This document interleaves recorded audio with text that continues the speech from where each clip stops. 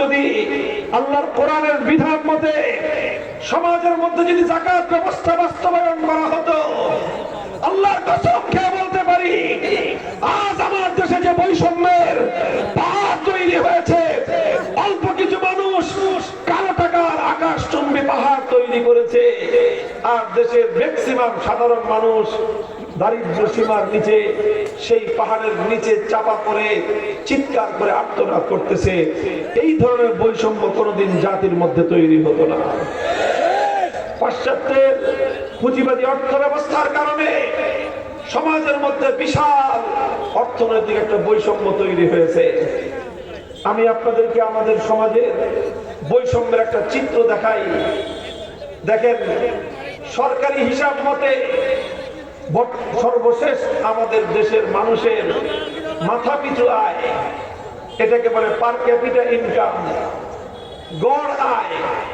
আমাদের দেশের জনসংখ্যা কত জানেন? হ্যাঁ, বুঝেন নি আপনার আমার কথা? কত? 18 কোটি মানুষ বাংলাদেশে।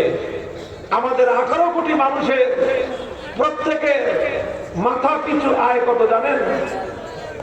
আমাদের দেশের মানুষের মাথা পিছু আয় হলো বার্ষিক আয় সর্বশেষ হিসাব মতে $2,820।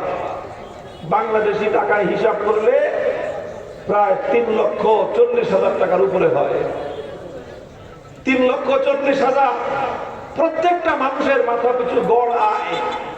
এই মাথা পিছু আয়ের মধ্যে শিশুরাও আছে, পাগলরাও আছে, নারীরাও আছে, এমনকি যারা বদ্ধ উন্মাদ পাগল তারাও আছে। গড়ে আমার দেশের প্রত্যেকটা মানুষের মাথা পিছু আয় কত বললাম? কত?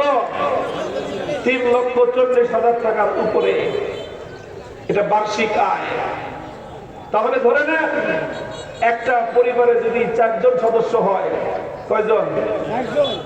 ধরে নেন যে এখন তো পরিবার পরিকল্পনা করে, সম্পদ সন্তান তার বেশি হয় না, সেই কমই ধরেন। হুজুরদের ফ্যামিলি বাদ দেন, হুজুরদের ফ্যামিলিতে তো সন্তান বেশি হয়, 3, 4, 5টা হয় কমাস কম। ধরে নেন 2 সন্তান, সন্তান 2 জন, বাপ আর মা। পরিবারের সদস্য কয়জন হলো? 4 জন। মাথা পিছু আয় যদি 3,40,000 হয়, 4 জনের আয় কত হয় বলেন? 3 লাখ করে 3 × 4 12 লাখ, আর 40,000 করে আরো 1,20,000, তো কত হলো? 13,20,000। 13,20,000 বার্ষিক ইনকাম। তাহলে মাসিক ইনকাম হবে কত? মাসে যদি 1 লক্ষ টাকা করে হয়, তাহলে 12 মাসে হয় 12 লাখ। এরপরে থেকে যায় আরো 1,20,000, তাহলে আরো 10,000। তাহলে মাসে 1,10,000 টাকা। যেই পরিবারে মানুষের সংখ্যা, ফ্যামিলির মেম্বার হলো 4 জন, সেই পরিবারে আমাদের দেশে গড় ইনকাম আছে মাসে কম করে হলো 1,10,000 টাকা। এই যে আপনারা হাজার হাজার মানুষ এখানে আছেন, আপনাদের প্রতি মাসে গড়ে 1,10,000 টাকা করে, 1,10,000 টাকা কামাই করেন কয়জন আছেন বলেন? তাহলে এতগুলি মানুষের মধ্যে একটা মানুষও নাই মাসে 1,10,000 টাকা করে কামাই করেন। অথচ রাষ্ট্র বলতেছে, আমার রাষ্ট্র বলতেছে বাংলাদেশের 18 কোটি মানুষের গড় আয় হলো 3,40,000 টাকা করে। তাহলে প্রশ্ন দাঁড়াইলো, আমরা এই হাজার হাজার মানুষ, আমরা তো কেউই মাসে 1,10,000 টাকা করে কামাই করি না, বরং আমাদের কামাই কত? 15,000, 20,000। মধ্যবিত্ত হইলে ভালো হইলেও, চাকরি ভালো হইলেও তাও মাসে ইনকাম হলো 30-40,000 টাকা। এর বেশি ইনকাম খুব কম মানুষের। তাহলে গোটা দেশের জনগণ, সরকারি হিসাব বলতেছে 18 কোটি মানুষ, গড়ে তাদের ইনকাম হচ্ছে 3,40,000 টাকা করে। তো বাকি টাকা কামাই করে কে? বাকি টাকা কামাই করে কারা? অল্প কিছু মানুষ কামাই করে অনেক বেশি, আর সেই অল্প কিছু মানুষের বেশি কামাই এটা গড়ে যখন মাথা পিছু হিসাব করে প্রত্যেকের মাথা পিছু 3,40,000 টাকা করে ভাগে পড়ে। টাকা পান না পান বাঘ ঠিকই পাইছেন। বুঝেন না এই কথা? গড় হিসাব, এই গড় হিসাবের ভাওতাবাজি শেখানো হয় আমাদেরকে। গড় হিসাব দিয়ে দেশের মানুষকে বোকা বানানো হয়। বাংলাদেশ এখন উন্নয়নের রোল মডেল। কেমনে উন্নয়নের রোল মডেল? এই যে মাথা পিছু আয় বাড়তেছে, গড় আয় বাড়তেছে, জনগণ খুশি যে মাশাআল্লাহ গড় আয় তো বাড়তেছে। গড় আয় দিয়ে দেশের উন্নয়ন। ইসলাম এই ভাওতাবাজির অর্থ ব্যবস্থাকে স্বীকার করে না। গড় আয়ের হিসাবটা কেমন বুঝেন? এক বেটা রাস্তা পার হইতে গেছে, রাস্তা হাঁটতে হাঁটতে দেখে মাঝখানে একটা খাল। এখন সেই স্থানীয় মানুষকে খুঁজতেছে যে খালটা ঠাই পাবে কিনা, পার হওয়া যাবে কিনা। তো দেখে পাশে একটা কৃষক, ডাকতে যাই চাষা, এই খাল কি পার হওয়া যাবে, ঠাই হবে আমার? কয় না না, ঠাই হবে না, ডুবে যাবে। তখন কেমনে ডুবলো? ডুববো কেন? তুমি হিসাব জানো খালের মধ্যে পানি কেমনে হিসাব করতে হয়? কেমনে হিসাব করতে হয় আমি শিখাই, দেখো। বলো তুমি, খালের মাঝখানে পানি কয় হাত আছে? খালের মাঝখানে কম করে হলো 5 হাত পানি। খালের ওই পারে পানি কয় হাত? ওই পারে 1 হাত। এই পারে কয় হাত? এই পারে 1 হাত। এবার তাহলে 3টা যোগ দাও, 5 হাত যোগ 1 হাত যোগ 1 হাত কত হলো? 7 হাত পানি আছে। এবার 3 জায়গা থেকে যেহেতু 500, এই জন্য 3কে দিয়ে 7কে 3 দিয়ে ভাগ দাও।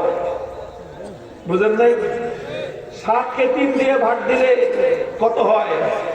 2.25 এর একটু বেশি। বুঝেন নাই? আর পূরণ দিলে 21 হয়। আমি তো পূরণ দিতে বলি নাই, গুণ করতে বলি নাই। কি করতে বলছি? গড় হিসাব কাজ করতে হলে ভাগ দিতে হয়। তো 7 হচ্ছে যোগফল। যোগফল 7কে এবার 3 দিয়ে ভাগ দিলে হয় কত? 3.33। কথা ঠিক কিনা? পানি 2.25। তার মানে এই খালে গড় পানি আছে 2.25 হাত।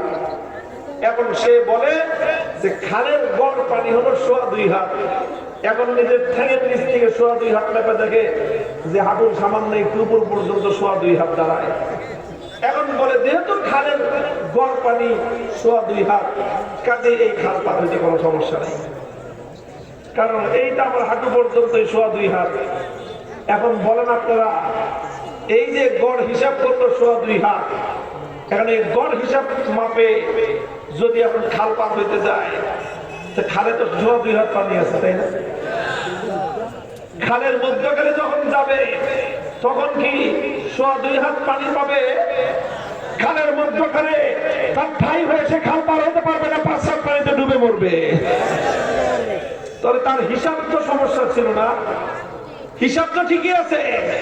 5 যোগ 1 যোগ 1 7, 7কে 3 দিয়ে ভাগ দিলে 2.33। হিসাব তো সব ঠিকই আছে। খালের গড় পানি 2.25 হাত, তাও ঠিক আছে। গড় 2.25 হাত কি হলে কি হবে? খালের মধ্যে তোমার ঠাই হবে না। এটাই হলো বাস্তব কথা। হে বাংলার মানুষ, কৃষক, শ্রমিক, তৌহিদি জনতা, মেহনতি জনতা, আমার বাংলার আপমর কৃষক মানুষ, তোমরা সকালবেলা ভোরে 4টার সময় ঘুম থেকে উঠে সন্ধ্যা পর্যন্ত ফসলের মাঠে ঘাম ঝন্য পরিশ্রম করে সোনার ফসল ফলাও। কৃষকরা মেহনত করে, শ্রমিকরা মেহনত করে, আমার প্রবাসী ভাইরা বিদেশে গিয়ে ঘাম ঝরনায় রক্ত পানি করে পয়সা উপার্জন করে দেশে পাঠায়। এইভাবে দেশের মানুষ পয়সা উপার্জন করে। আর এরপরে আমাদেরকে গড় হিসাব দেখানো হয় যে গড় হিসাব আছে মাশাআল্লাহ 3,40,000 টাকা করে তোমরা কামাইতেছো। এইভাবে গড় হিসাব দেখায়। আসলে গড় হিসাব 3,40,000 হলো কেমনে? আমিও কামাই 1 হাত, তুমিও কামাও 2 হাত, 1 হাত, গোটা দেশের জনগণ কামায় 1 হাত, তাহলে সেই দেশের গড় হিসাব 2.25 হাত হলো কেমনে? খুঁজে মাঝখানে একজনে কামায় 5 হাত। সারা দেশের কৃষকরা কামায় 1 হাত, শ্রমিকরা কামায় 1 হাত, মেহনতি মানুষরা কামায় 1 হাত, গোটা দেশের সাধারণ নিম্নবিত্তের চাকরিজীবীরা কামায় আধা হাত।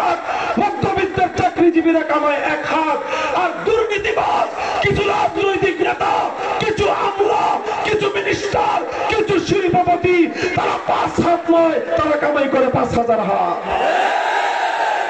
এইভাবে গোটা দেশের মানুষের সম্পদ লুটপাট করে অল্প কিছু মানুষ তারা আঙ্গুল ফুলে কলা গাছ হয়, আকাশ ছোঁয়া সম্পদের তারা পাহাড় তৈরি করে, আর তাদের সম্পদের পাহাড়ের নিচে চাপা পড়ে সাধারণ মানুষ তারা ধ্বংসের শেষ সীমানায় উপনীত হয়ে যায়।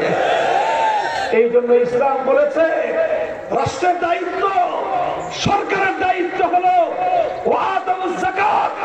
যাকাত ভিত্তিক ব্যবস্থা বাস্তবায়ন করবে। যাকাত ভিত্তিক ব্যবস্থা কাকে বলে? আমি আপনাকে যাকাত ভিত্তিক ব্যবস্থা সম্পর্কে দুটো কথা বলি শুধু।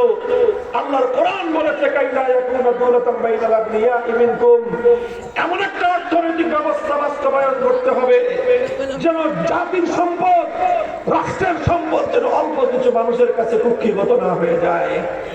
আল্লাহর নবী হাদিসে বলেছেন তুখাযু মিন আগনিয়াইহিম ওয়া তুরাদ্দু আলা ফুকারাইহিম, ধনীর সম্পদের মধ্যে গরিবের হিস্সা থাকে। কি থাকে?